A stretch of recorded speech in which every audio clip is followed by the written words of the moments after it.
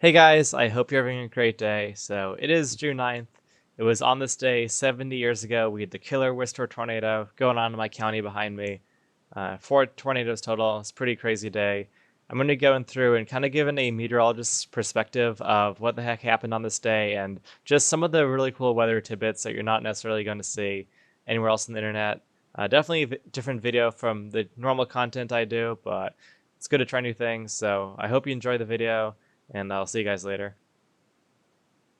This is a very old case study journal article from the event, but all the meteorology is the same, and this gives some key information. So here are the two tracks of the tornadoes, the Worcester tornado, of course, and then here's what they're calling the Rentham-Foxborough tornado. That's where a lot of the damage happened. And at one point, we had both these tornadoes on the ground for about 15 minutes or so. Synoptic plots leading up. This is June 7th, 2 days before. Here's your Colorado triple point. Strong temperature gradient with 60s to the north, 90s to the south. Here's June 8th, day before the event. Of course, the Flint F5 tornado happened this day, and this would all be pushing east towards us. For now, we're on the cold side of the boundary and into New England. Here is by 1:30 p.m. day of. Warm front is just pushing through, very, very strong southwesterly winds. Behind that warm front, prefrontal trough, that's going to be favorable for some discrete supercellular development, a little bit of a wind shift boundary, as you're already seeing here. Then eventually your cold front behind it, very strong low moving through Quebec, sub 995. That is how you get severe weather to the south of it. Here is by 4:30 p.m. And again, there's a prefrontal trough just moving into eastern Massachusetts with that broken line of supercells. Very impressive cold air advection behind the front. Look at that. Sustained 30-knot winds. Albany to Pittsfield with that big dew point drop. Here is 7:30 p.m. that evening with our cold front coming through Boston. Sustained 30 knots in Worcester from the west with that dry/cold air advection. Very, very impressive wind field all around with this event. An F1 tornado up on the New Hampshire Maine border. So 4 tornadoes, and 3 of the 4 were at least F3 intensity. Very unusual event for this part of the country. Looking at some of the mesoscale parameters using ERA5 reanalysis data. First off, here's temperatures. You can see we're peaking over 80, which of course, looking at surface obs, we know this is true. But we certainly had the temperatures with some of those southwesterly winds. In general, the ERA5 seems to be underdoing the magnitude of the wind compared to surface obs, but definitely a breezy day. And again, here is your influx of 70 plus dew points during the course of the event. Expanding things out briefly, 500 millibar pattern. It's a northwest flow loft event, given the storm motions as you'd expect, and just a little bit of a kink in the jet stream here with that energy. So it's not really a super strong, like full coast cold front, but you can see a little kink in the flow as things are moving through at the upper levels. At the lower levels, a 50 millibar wind's very impressive, which explains why we'd allow this wind mixing down. So I don't think storm motions were that slow on this day. And finally, what we're most interested in is going to be your surface instability and CAPE as we look at what we had going on during this event. Most instability was down in Connecticut. Didn't get any storms though, at least not that we know of down there. May have been a little bit too much of a cap. Capping was a factor in this event. We'll talk about that. This is Blue Hill Observatory's account of what happened. And Blue Hill Observatory, 10 miles south of Boston. So they were obviously impacted by probably the Foxborough supercell, maybe both. And they're going to talk about what they saw on this day. So it's also in cursive, and I'm not going to read in cursive, so bear with me. You probably can read this better than I can, but we'll go through it together. So Ohio, Michigan, Indiana, 140 dead in severe tornado in that area. Tornadoes which struck yesterday, buildings torn apart in Worcester, Shrewsbury, C-Story, June 30th. So, of course, we know this. We know the Flint tornado the day before and what happened more or less in those days that we've been talking about so far. Tornado smashes Worcester, June 9, 1953, T-Day. 82. Temps reach 80, it's 56. That's your high and low temperature. Makes sense. Blue Hill is also 600 to 35 feet above sea level. So, like Worcester, a little higher elevation. I know Boston got to 85 or so on this day. Morning, So here are the morning observations. So low overcast stratus is your marine stratus, likely going on / kind of your warm front clouds. Early breaks broken, so yeah, broken to sunshine by mid and dim, I think that is something, with scattered high, low cloudiness. So yeah, broken clouds, 40% sunshine. So that's kind of what you'd see on super weather day. That's a mix of sun and clouds, but definitely some surface heating. Breaks, BRC maybe.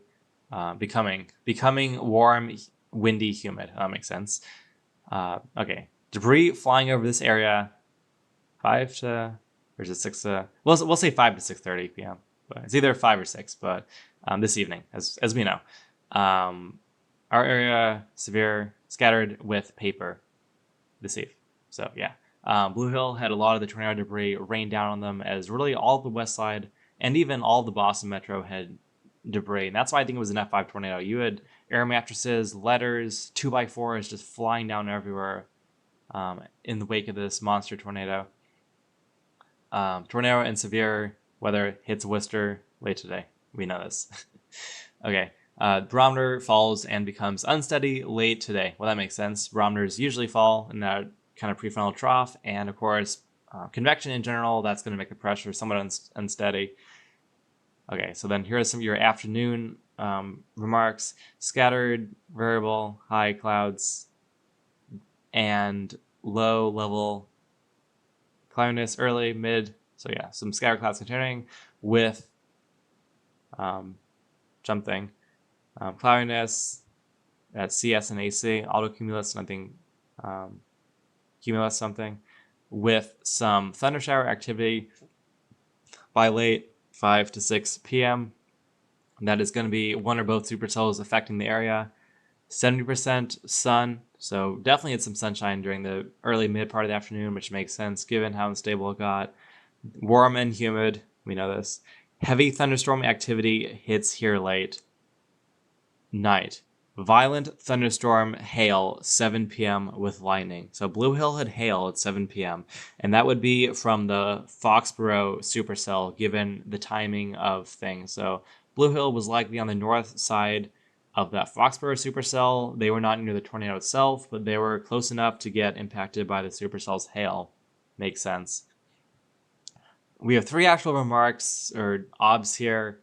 We don't know what time any of these are at, but we know this first one was sometime in the morning hours. A temp of 61, dew point of 60, maybe like 7, 8 a.m. in the morning. We have that 20 knot sustained southerly wind.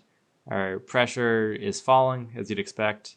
There's your inches of mercury, and there's your millibar or HPA number there. Then here's our secondary. So this is, I might say 1, 2 p.m., sometime midday, early afternoon. With looks like mostly sunny skies. Of course, this is stratus, so this is overcast, and this would be like 1/8 cloud cover. So mostly clear sky. So definitely it was unstable. And with that cap, we might have even seen a lot of blue skies because, as I showed you, it was capped. So we might, I don't think got a lot of CU development early in the day until that cap broke. But there is your fall in both, fall in pressure all around, depending what way you want to measure it. And then here's your 30 knot sustained, or May 30 mile per hour, sustained wind from the southwest. So very, very breezy, as we know. Temperature of 81. Look at that dew point, 74. And I mean, I guess, so as I said, I mean, dew points got to 70, but some areas were locally above 70. 74 is, that's going to, you modify that Worcester sounding, you give that a 74 dew point. That's how you get like 4,000 or 5,000 cape. So we might have had isolated, 4,000 or 5,000 cape in spots. But yeah, very, very interesting. And then here is late in the day. Again, we don't know what time, but probably we had a thunderstorm going on at this time.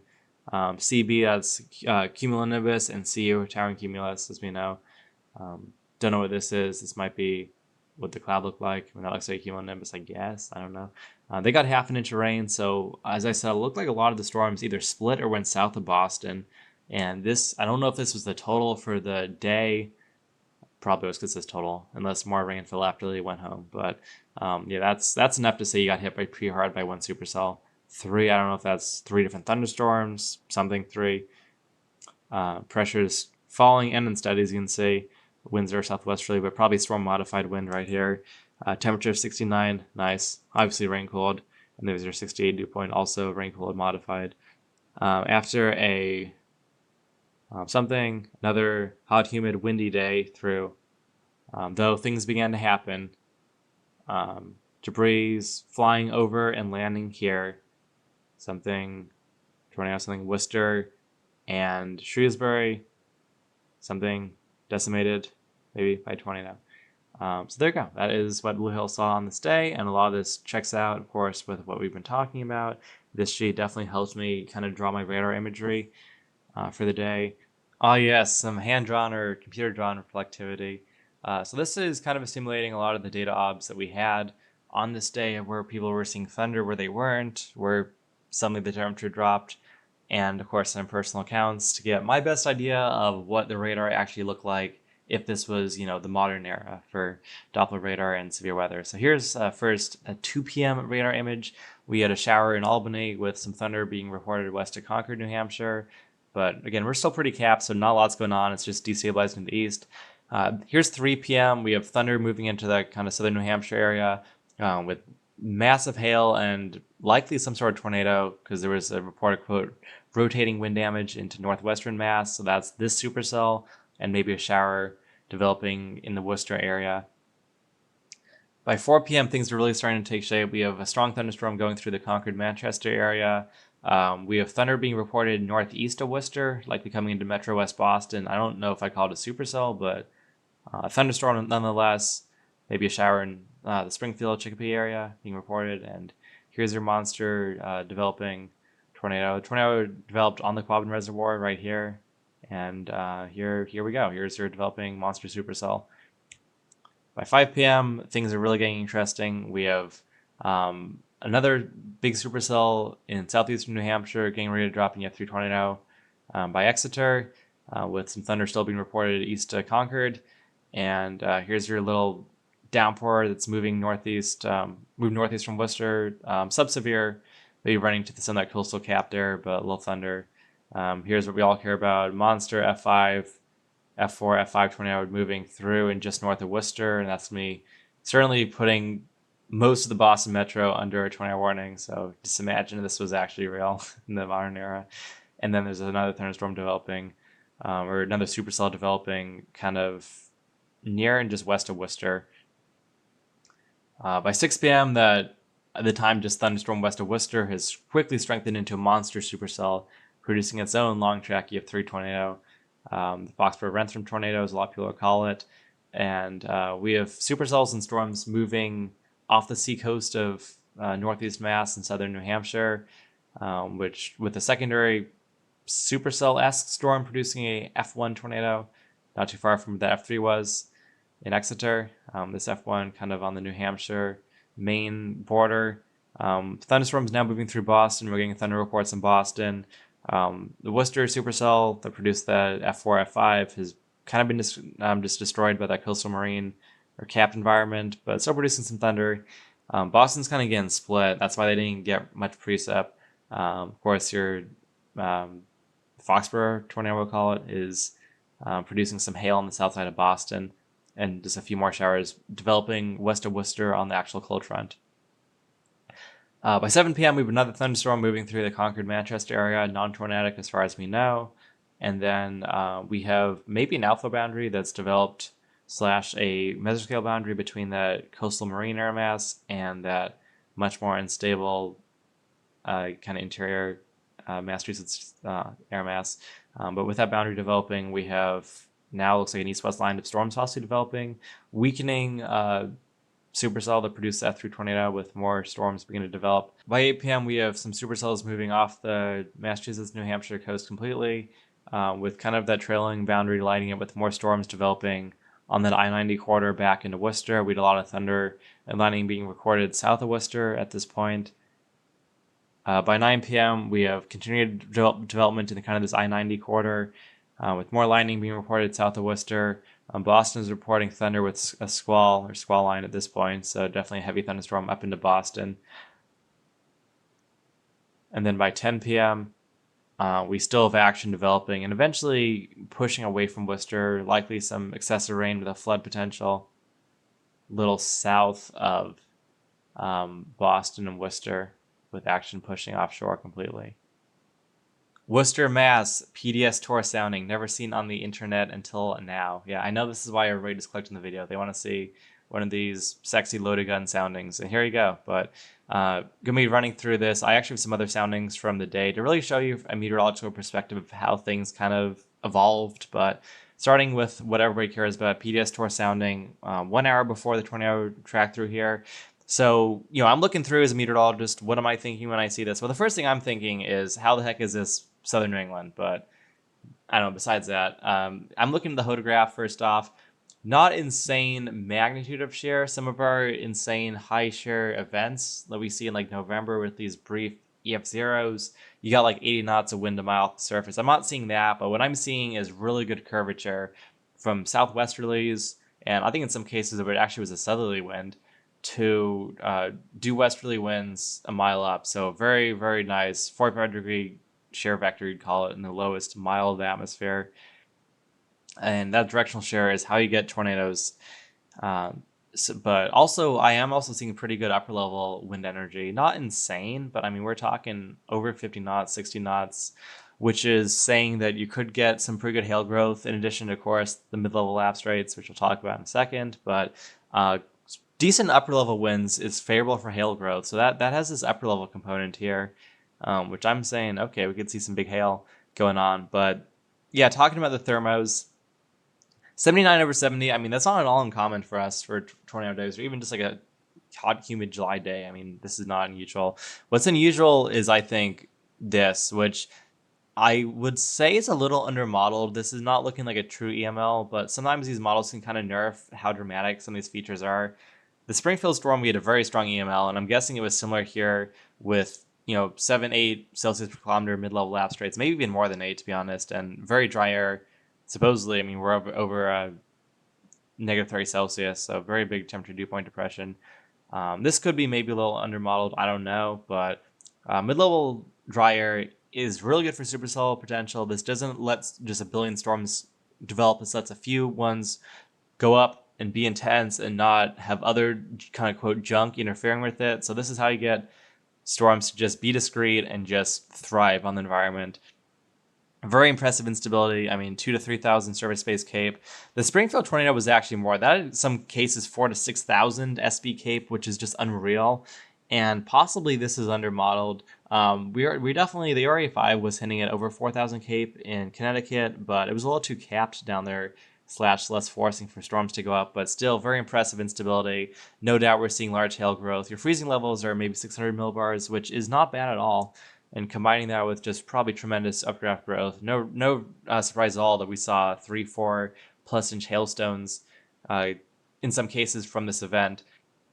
Other thing I'm seeing is you'll see it on some other soundings, but a little bit of a cap with at least not dry adiabatic in the boundary layer. We're not fully mixed here, and while this is an unstable sounding for partials to rise to the tropopause, the cap isn't fully eroded. We were capped through the midday, early afternoon hours, so this is why we only saw a few storms go up. This event was borderline capped, and with less capping, we probably would have seen a lot more storms go up, but maybe be less intense. So it's kind of a trade-off.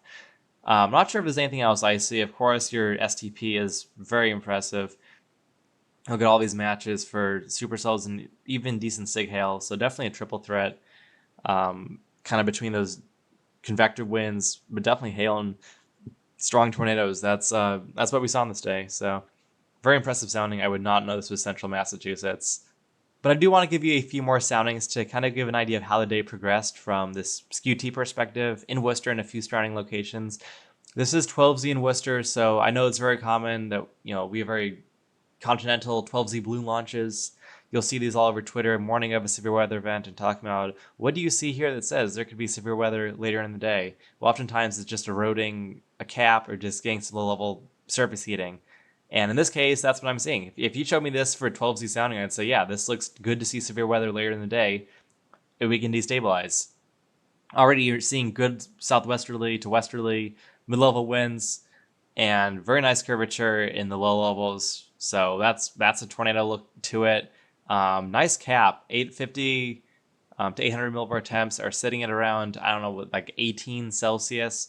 That's like 65 Fahrenheit. So, I mean, if we can heat this dry adiabatically, we're talking temps close to 90. So this is, that's good mid-level or slash level warm air aloft. And of course, we were capped on this day, pretty moist sounding. But I'm looking at this and just saying, you know, this could be interesting. Progressing to 16Z in Worcester, we started to heat our boundary layer. Of course, here's your cap. So we're capped at 16Z. We're not getting storm development. Yeah, we're just in that hazy sunshine with that nice level wind energy. So your hydrograph is continuing to look nice, and you do have that elevated instability, which is beginning to show.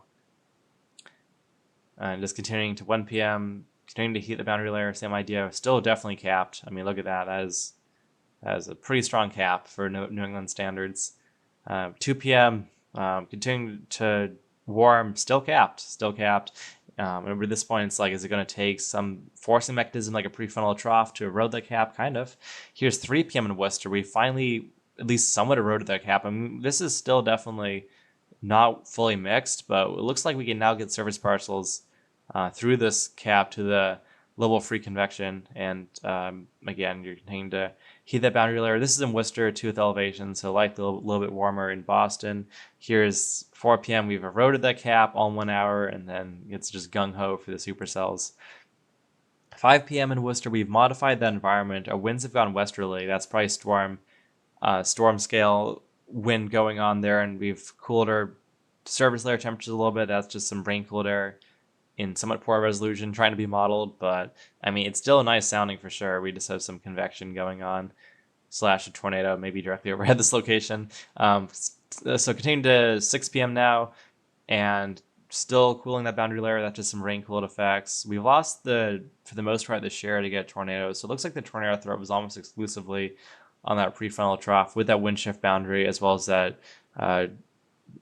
turning winds with height. We've now, we still have good instability, but this is looking like a more like straight line wind slash continued hail risk at this point. And no surprise, we saw secondary rounds of storms developing behind the supercells with just a very unstable profile still. And then here is 7 p.m. I don't know, maybe a little bit of a storm scale cap trying to be modeled. I wouldn't really pay too much attention to that, but still unstable. So here's 8 p.m. Look at that. Dew point is 73. Well, that's not really quite true. One thing you'll see about the ERA5 is these computer models and the simulation can overdo the moisture a little bit. In this case, we saw the dew points dropping a lot faster than what was modeled here. But look at that instability. Supposedly 3,000 cape almost. No surprise we had secondary rounds of storms developing. And then here's 9 p.m. Again, the dew point is very overdone, but you can see that those mid-levels begin to dry, and those just cooling in general with the winds going a little bit more northwesterly. And then here's 10 p.m. Again, wind overdone, surface wind, and dew point is way overdone. But we've instantly shut off the cape, and that's we've gone into a color advection pattern. And here's midnight, definitely showing some color advection. I think your mid-level temps are a little overdone here, but it's mixed in the boundary layer. This is why we were getting sustained 25-30 mile per hour winds. Is this right here? So two other soundings I want to show you from separate locations from Worcester to show you a little bit of variety in the atmosphere. Here's Boston, so a little further east. Eventually the supercell would track towards here in weekend. We're still capped at 4 p.m. So Worcester broke through the cap. Boston did not. Might be one reason our storms didn't quite make it with peak F4 tornadoes to Boston, thankfully. But yeah, so capped in Boston. That's kind of interesting. Very impressive wind profile, regardless, with very impressive mid-level instability. And here is Exeter, New Hampshire. This is from the Exeter F3 tornado, which was a few hours later, but the soundings after, because this is a 3 p.m. sounding, the tornado was more 5:30, 6 p.m. But the later soundings got more contaminated, and that's because we actually, as you'll see in a second, we had some convection moving through out ahead of the supercell, which probably moistened up the boundary layer a little bit. But here is kind of a peak heating sounding, 81/68. Definitely a tornado sounding. You could argue this one's actually even better than Worcester. All right, next up, looking at some archived data using IMCOW from, of course, this famous day, 70 years ago today. So here's the hourly obs in Worcester going through. So temperatures into the 50s to around 60 by daybreak.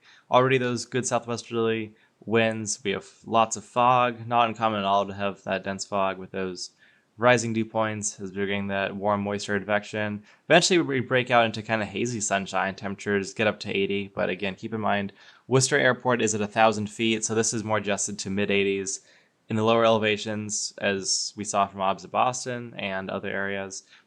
And then we have a thunderstorm at 4 and 5 p.m. 5 p.m. we actually have the 20-hour visible from the airport, and that's going to bring the temperature down. Some of that post rain cooled / moistened up air. We have a dew point spiking up to 71, 6, 7 p.m. And then look at this dew point from 71 at 7 p.m. to 37 at 11 p.m. That's a drop of, what is that, 34 degrees dew point drop in 4 hours. That's unbelievable. That is like truly dryline criteria. So to see that in New England, I mean, this is maybe something you'd see like late October, early November, possibly, but very, very rare, especially for June. And look at these winds. Sustained 25 to 30 miles per hour. Yes, maybe a little bit of elevation, but very impressive wind field on both the warm and cold air advection sides of the cyclone.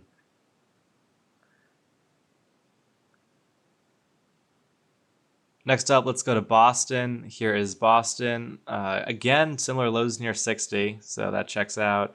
A little bit of morning fog, and we break right away into the sunshine. Some broken scattered clouds. Look at these winds, sustained 25 miles per hour. And that's at sea level. And quickly warms things up. It's a land breeze for Boston, so they're going to get warm. Staying at 85 over 67 for kind of the warmest temperature. Dew point combo of the day. And then we get a thunderstorm at 5 and 6 p.m. This is going to drop the temperature down a little bit. Looks like we have 6/100ths of an inch of rain, if that's correct. A little skeptical. It feels a little low, but it is what it is.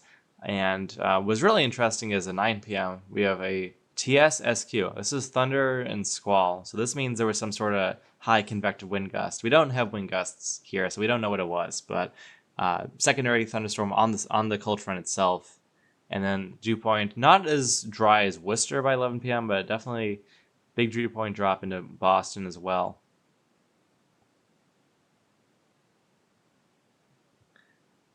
Here is Bedford. This is a little northwest of Boston, and they were probably going to get impacted somewhat by the supercell, although they don't have any precip or kind of like weather condition reports here, so we don't really know exactly, but we do see the temperature go from 84 at 3 p.m. to 80 at 4 p.m. and then down in the 70s into the early evening hours. So there probably was some sort of rain-cooled event going on. We just don't know to what degree. And there's your consistent temperature drop pretty quickly.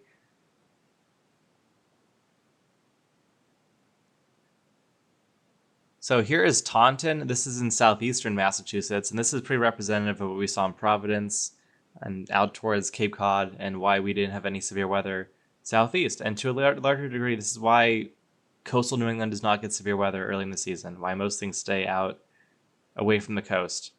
It's a marine layer. Look at these temperatures in the 60s with fog. That is 300-foot ceiling. So that is clouds you can pretty much jump and touch. So this is a very low level marine layer. Which is being advected off the coast. We still have cold ocean temps. This is early in the year, and that's why. So temperatures in the 60s, that is not going to get you severe weather. And that's why we had supercells stay further north and west. Here is Chicopee. This is in western Massachusetts, of course, an area very familiar with some of these southern New England severe weather events. Off June 1st, 2011. Similar pattern here. We have that morning fog eventually breaking out into that hazy sunshine, with those 20 plus mile per hour sustained winds and getting very, very humid. Look at this, 86 over 73 for your temp dew point combo at 5 p.m. And just a light shower. This was probably in the southern edge of some of those developing supercells. And then what's this? A jump to 90 degrees, but a 10-degree dew point fall. This is dryline-esque. A dryline is a rise in temperature and a drop in dew point. So this is saying that prefrontal trough, which moved through during the mid to late afternoon hours, was dryline-esque. And that makes sense, because that's how you get a lot of your vicious discrete supercells. They're from drylines. So a very unusual setup that we saw here. And then again, here's a very strong wind switch with that dew point and temperature drop. All right, here is a really special piece of information. This is a obs sheet from Worcester, Mass. on the day of the tornado. And this matches a lot of our kind of temperature and wind obs for the day that we looked at in the IM cow summary. So I'm not going to go through all that again, but just a few of the kind of human observations. So this would be a little hard to read, but we'll go through it. So this is going to be 16 local time. So this is going to be 4 p.m. We have a thunderstorm northeast and then east of Worcester developing. And that's why on my radar reflectivity, I said there was some thunder moving through Metro West and north side of Boston, because we have that thunder initially northeast of Worcester. By the way, 42 and then a 50 mile per hour wind gust from that. So definitely was a strong thunderstorm to some degree with some outflow, possibly. And then this will be 16:35 to 17:29. So this will be 4:30 to 5:30 p.m. Eastern. So we initially with thunderstorm southwest. That's approaching supercell. Rain is beginning. We have a tornado 10 miles east of the airport, which is probably over downtown Worcester, north side of downtown Worcester. And then we have thunder continuing, tornado 10 miles east. So that is a tornado right there, of course. And then continuing a little bit of a low in Worcester. And then that is towering cumulus east to southeast at 7:30 p.m. So that's the developing trailing convection with more storms developing on the cold front. And then that is going to be 20:28 to 21:28. So 8:30, 9:30 p.m. we have towering cumulus south with lightning cloud to cloud. So that's a convection going on just south of Worcester. And by the way, we actually do have wind gusts here, 49, 40, and then 45 miles per hour in that strong, cold, drier advection.